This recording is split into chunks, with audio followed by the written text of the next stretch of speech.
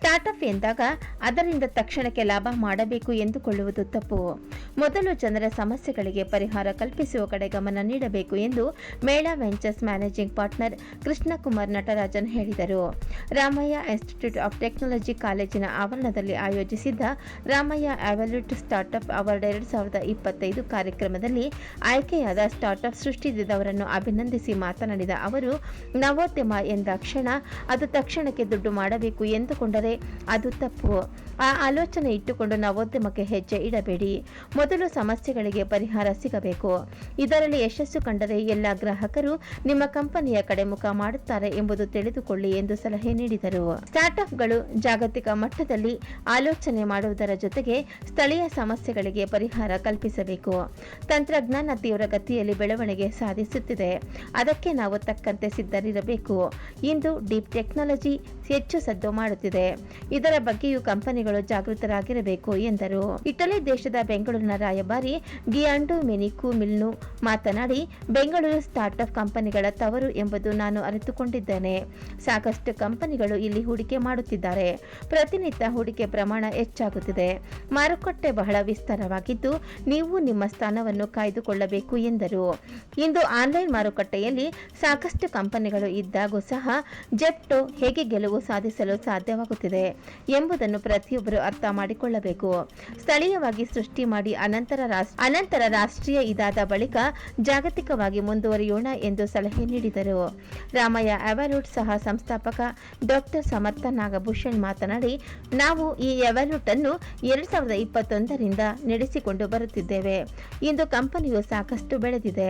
ನಾವು ಜಾಗತಿಕ ಮಟ್ಟಕ್ಕಿಂತ ಭಾರತ ಅಭಿವೃದ್ಧಿ ಕಾಣುವಂತಹ ಯೋಜನೆಗಳಿಗೆ ಹೆಚ್ಚಿನ ಆರ್ಥಿಕ ಸಹಾಯ ಮಾಡಿದ್ದೇವೆ.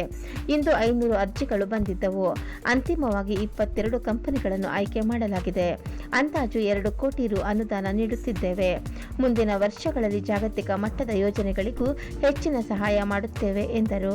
ಗೋಕುಲ ಎಜುಕೇಷನ್ ಟ್ರಸ್ಟ್ ಗೌರವ ಕಾರ್ಯದರ್ಶಿ ಎಂಆರ್ ಆನಂದರಾಮ್, ನಿರ್ದೇಶಕರು Ramaiah institute of technology MR Sampangi Ramaiah, ನಿರ್ದೇಶಕರು Ramaiah institute of technology MR Kodandaram, IRT ಪ್ರಾಂಶುಪಾಲ ಡಾಕ್ಟರ್ ಎನ್ವಿಆರ್ ನಾಯ್ಡು, ಕಾರ್ಯಕಾರಿ ನಿರ್ದೇಶಕ ಡಾಕ್ಟರ್ ಎಚ್ವಿ ಪಾರ್ಶ್ವನಾಥ, ಶೈಕ್ಷಣಿಕ ಸಲಹೆಗಾರ doctor Karisiddappa, Ramaiah evolute CEO doctor MT Aravinda ಇತರರು ಉಪಸ್ಥಿತರಿದ್ದರು. ಕಳೆದ 4 ವರ್ಷಗಳಿಂದ ನಮ್ಮ ರಾಮಯ್ಯ ಎವಲ್ಯೂಟು ಪ್ರಾರಂಭ ಆಗಿ MSR ಎವಲ್ಯೂಟು ನಮ್ಮ ಸಮರ್ಥ ಅವರು ಇದನ್ನು ನಡೆಸ್ಕೊಂಡು ಹೋಗ್ತಾ ಇರೋದು. ನಾವು ಸಂಪೂರ್ಣವಾಗಿ ಇವರು ಬೆಂಬಲ ನೀಡಿಕೊಂಡು, ಇದರಲ್ಲಿ ಉದ್ದೇಶ ಏನಂದರೆ ಸ್ಟಾರ್ಟಪ್ ಕಂಪನೀಸ್ಗೆ ಟೆಕ್ನಿಕಲ್ ಕಂಪನೀಸ್ಗೆ ಹೆಚ್ಚು ಜನರಿಗೆ ಜಾಬ್ಸ್ ಕೊಡುವಂಥ ಒಂದು ಕೆಲಸ ಯಾವುದೇ ಎಜುಕೇಷನ್ ಇನ್ಸ್ಟಿಟ್ಯೂಷನ್ ಮಾಡಿಲ್ಲ. 2 ಇನ್ಸ್ಟಿಟ್ಯೂಷನ್ಸ್ ಇದಕ್ಕೆ ಮುಂಚೆ ಮಾಡಿದ್ದು, IIT Chennai and IIT Bombay. ಅದಾದ ನಂತರ MS Ramaiah institute of technology ಪ್ರಾರಂಭ ಮಾಡಿ ನಮ್ಮ ಡಾಕ್ಟರ್ MR ಜಯರಾಮ್ ಅವರು, ನಾವು ನಮ್ಮ ಸಮರ್ಥ ಅವ್ರನ್ನ ಸಂಪೂರ್ಣವಾಗಿ ಈ ಒಂದು ಕೆಲಸಕ್ಕೆ ಅವ್ರನ್ನ ಜವಾಬ್ದಾರಿ ಕೊಟ್ಟು ಅವ್ರು ನಡೆಸ್ತಾ ಇದ್ದಾರೆ. ನಾನು ಡಾಕ್ಟರ್ ಸಮರ್ಥ ನಾಗಭೂಷಣ್ ಅಂತ ಹೇಳಿ, ಇವ್ರಿಗೂ ನಾವು 22 ನವೋದ್ಯಮಗಳಿಗೆ ನಾವು ಪ್ರೋತ್ಸಾಹ ನೀಡಿದ್ವಿ. ಪ್ರೋತ್ಸಾಹ ಅಂದರೆ ಏನಪ್ಪ ಅಂದರೆ, ಒಂದು ನಾವು ಇನ್ವೆಸ್ಟ್ ಮಾಡಿದ್ವಿ, ಚೆಕ್ ಕೊಡ್ತೀವಿ, ಅವ್ರಿಗೆ ಇನ್ವೆಸ್ಟ್ಮೆಂಟ್ ಕೊಡ್ತೀವಿ. ಸೊ 22 ಕಂಪ್ನಿಗಳಿಗೆ ಅಂದರೆ ಗರಿಷ್ಠ ಒಂದು 1 ಕೋಟಿಯಷ್ಟು ನಾವು ಇನ್ವೆಸ್ಟ್ಮೆಂಟ್ ಮಾಡ್ತೀವಿ.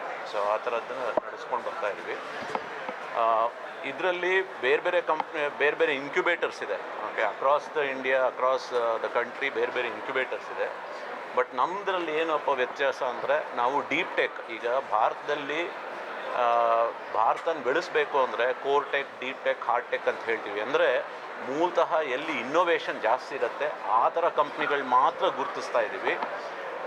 ಈ ಕಂಪ್ನಿಗಳು ಏನಾಗುತ್ತೆ ಅಂದರೆ, ನಮಗೆ ನಡೆಸ್ಕೊಂಡು ಹೋಗಲಿಕ್ಕೆ ಸುಮಾರು ವರ್ಷಗಳು ಬೇಕಾಗುತ್ತೆ. ಯಾಕೆಂದರೆ ನಾವು ಕ್ವಿಕ್ಕಾಗಿ ಒಂದು ವೀಕೆಂಡಲ್ಲಿ ಒಂದು ಆ್ಯಪ್ ಮಾಡ್ಬೋದು, ಒಂದು ಅದು ಮಾಡ್ಬೋದು, ಒಂದು ಇದು ಮಾಡ್ಬೋದು, ಬೇಗ ಲಾಂಚ್ ಮಾಡಿಬಿಟ್ಟು ಮಾರ್ಕೆಟಲ್ಲಿ ದುಡ್ಡು ಮಾಡ್ಬೋದು. ನಾವು ಬಿಸ್ನೆಸ್ ಥರ ನೋಡ್ತಾ ಇಲ್ಲ ಇದು.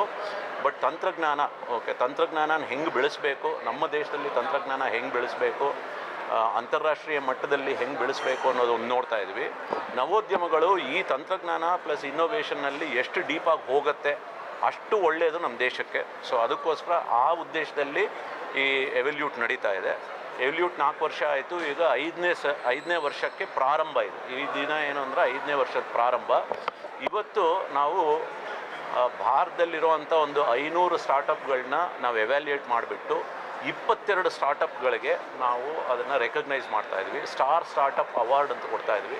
22 startups of the 500 startups in the deep tech. Okay, deep tech ಅಂದರೆ ತಂತ್ರಜ್ಞಾನದಲ್ಲಿ ಅತ್ಯಂತ ಇನ್ನೋವೇಷನ್ ಇರೋವಂಥದ್ದು. ಓಕೆ, ಬೇರೆ ಬೇರೆ ಥರ ತಂತ್ರಜ್ಞಾನ ಇರ್ಬೋದು. ತಂತ್ರಜ್ಞಾನ ಬೇರೆ ಕಡೆ ಅಳವಡಿಸ್ಬೋದು. ಒಂದು ಕಡೆ ಅಗ್ರಿಟೆಕ್ ಇರ್ಬೋದು, ಮೆಡ್ಟೆಕ್ ಇರ್ಬೋದು, ಬಯೋಟೆಕ್ ಇರ್ಬೋದು, AI ಇರ್ಬೋದು, ಏನಾದರೂ ಇರ್ಬೋದು. ಬಟ್ ತಂತ್ರಜ್ಞಾನದಲ್ಲಿ ಇನ್ನೋವೇಷನ್ ತುಂಬ ಇರಬೇಕು. ಆ ಥರ ಕಂಪ್ನಿಗಳನ್ನ, ಆ ಥರ ನವೋದ್ಯಮಗಳನ್ನ ನಾವು ಗುರುತಿಸ್ತಾ ಇದ್ದೀವಿ. ಇವತ್ತು 22 ಜನಕ್ಕೆ 22 ಕಂಪ್ನಿಗಳನ್ನ ಗುರುತಿಸಿದ್ವಿ. ಅವರಿಗೆ ಪ್ರಶಸ್ತಿ ಕೊಟ್ಟಿದ್ವಿ.